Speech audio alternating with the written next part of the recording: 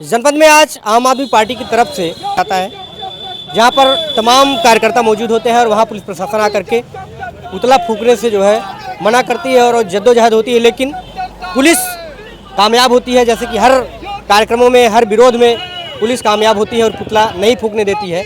तो आज पदाधिकारी मौजूद हैं जो पूर्व में शाहगंज के विधायक का चुनाव इन्होंने जो है लड़ा था, लेकिन इस बार जो है कामयाबी नहीं मिली। बातचीत करेंगे कि किस बात को लेकर के आज आम आदमी पार्टी के कार्यकर्ता और पदाधिकारी यहाँ पुतला फूंकते हैं और क्या कुछ पुलिस के द्वारा नोकझोंक होती है। भैया स्वागत है आपका। बहुत बहुत धन्यवाद। आज आम आदमी पार्टी शाहगंज कार्यकारिणी वर्तमान सरकार के विरोध में प्रदर्शन की है और पुतला फूंकने का हम लोग प्रयास किए, लेकिन असफल रहे।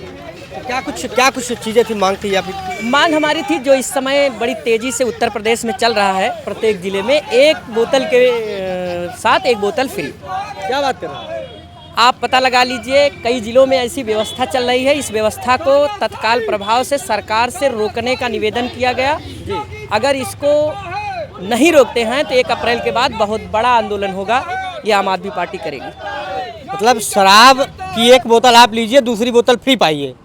आम आदमी पार्टी जब दिल्ली में शराब की जो व्यवस्था होती तब करती है, तो सरकार के लोग शराब घोटाला बता करके मुख्यमंत्री को जेल में डाल देते हैं, उप मुख्यमंत्री को जेल में डाल देते हैं। तो यही तो हम जानना चाहते हैं कि दोहरा चरित्र, दोहरी नीति क्यों हो रही है।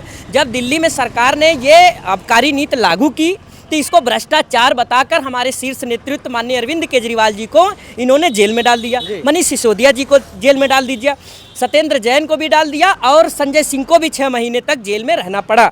आप बताइए, जिस चीज़ का आपने विरोध किया और आप उसी विरोध में हमारे शीर्ष नेतृत्व के नेताओं को जेल में डाला, आप वही काम कर रहे हैं। ये दोहरा चरित्र नहीं और क्या है। यह मापदंड गलत है और ये सरेसर अन्याय है।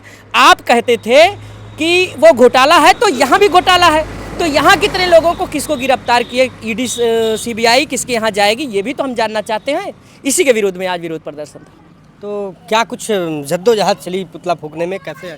पूरी कोशिश रही। हमारे साथ 100-125 की जनता थी और जनता भी नहीं चाहती कि उत्तर प्रदेश में शराब ये वाली नीति लागू हो कि एक पे एक फ्री हो, क्योंकि उस गरीब, मजदूर, मजलूम, शोषित, वंचित समाज के लोग जो इसके आदी हो चुके हैं वो और बिगड़ जाएंगे और युवा पीढ़ी जिसको आज रोजगार नहीं मिला है और वो भी समझ लीजिए कि बेकार हो जाएगी। वो नस्लें गलत दिशा में चलेंगी इस शराब नीति से। ये गलत है, इसका विरोध होना चाहिए। शराब से हमको याद आया कि मछली शहर में शराब की ठेके की लॉटरी मिली है और वहाँ पर रिहायशी जैसे इस तरीके के मकान बने हैं।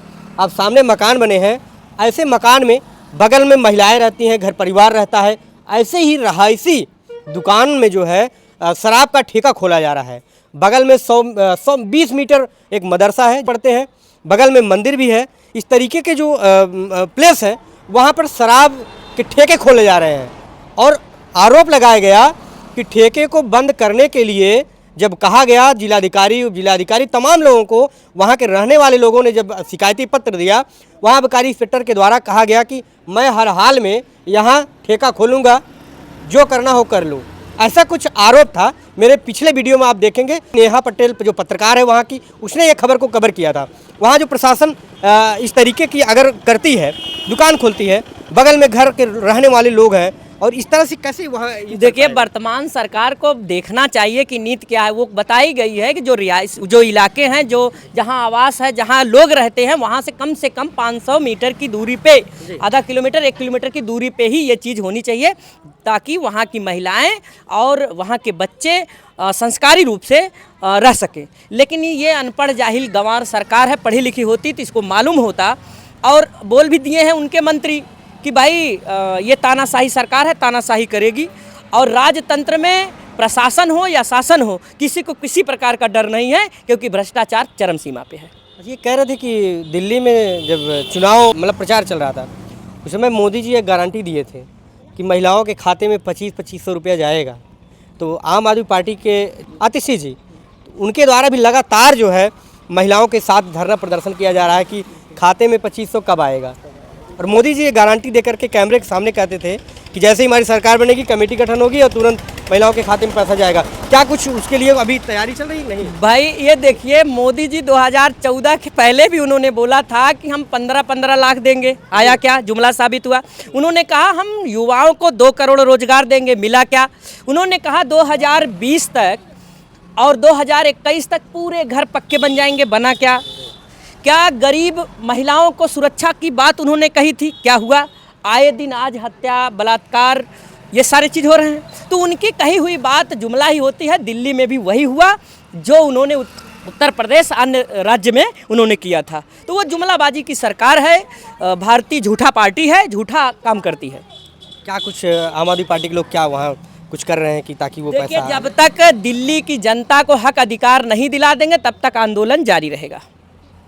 आम आदमी पार्टी के यहाँ के विधायक चुनाव लड़ चुके हैं, आगे क्या कुछ रहेगा आपकी फिर से? देखिए, जितनी भी गलत नीतियां सरकार की आएगी, हर गलत नीति जिस पे समाज पर बुरा प्रभाव पड़ेगा जिस कारण से, उसका विरोध हम लोग जोरदार तरीके से करेंगे।